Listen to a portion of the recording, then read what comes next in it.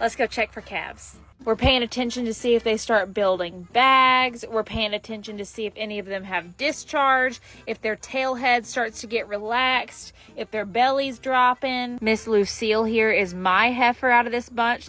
She's due in only 2 weeks, and so I haven't really seen a whole lot of change in her. So really, the heifers aren't looking that much different. Lulu's the one who looks the most progressed, and I will say some people have expressed concern about her udder. Now, that's not necessarily what her mama's udder looks like. That's not something we would have seen until she was bred. With that being said, when you have cows that have udders that are maybe misshapen, maybe overly large, maybe their teeth look a little blown out, sometimes that happens later in a cow's life after they've had multiple pregnancies. This is on a heifer, so this is her first pregnancy, which is something we wouldn't have seen before. So that's something we keep an eye on. We look at all of our mamas, not only on their disposition towards their calves, on if they take care of their calves, but do they have the milk production for their calves? But the cow has to not only have good conformation, good feet, because she's got to stand on her feet, produce good weight. So like her calves grow fast and they have good fat and they have good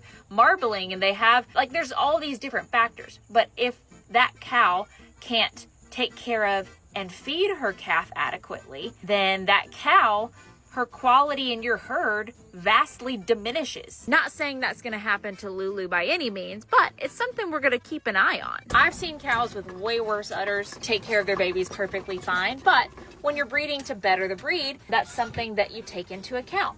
Off to the sale cows. We're checking on the sale cows too, because I think there's only one in there whose due date comes before the sale. I don't see any babies or in distress mamas in the sale pasture. I do see a very wide load though.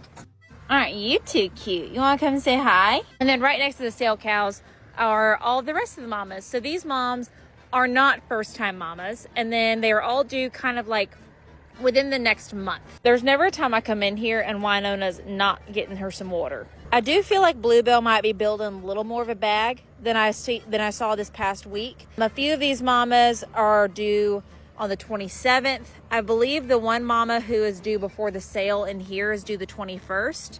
But everybody's just kind of eating and hanging out. We will do another check this evening, but I'm not seeing, oh, Cookie said, I need to lay down. This udder's dragging me down. But yeah, I think they're all good. At some point, we're going to come in here and there's going to be a little baby on the ground. Hope you've been enjoying these daily calf checks. They're not going to end anytime soon, really. And then after that, it's just daily calf counts, which are arguably more entertaining. So stay tuned for more and let me know if you have any questions.